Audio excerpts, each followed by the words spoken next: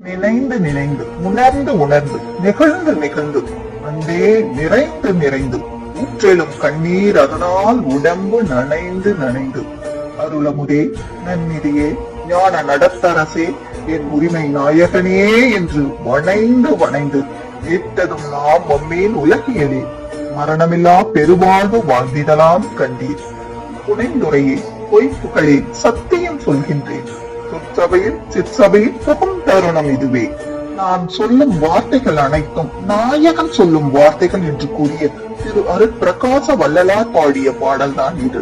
முதலில் இறைவனின் பெருமையும் நம்முடைய சிறுமையும் நினைக்க வேண்டும். இந்த மாபெரும் பிரபஞ்சத்தில் நாம் யார், நம்முடைய நிலை என்ன, நாம் எவ்வளவு சிறியவர்கள் என்று நினைக்கும் போது ஆணவம் போகும், அடக்கம் வரும், சலனம் வரையும். பிறகு இறைவன் தனக்குள்ளே ஜோதியாக இருப்பதை உணர வேண்டும். நாம் என்ன செய்து விட்டோம், இறைவன் நமக்கு எவ்வளவு கொடுத்திருக்கின்றாரே என்று மனம் நெகிழ வேண்டும்.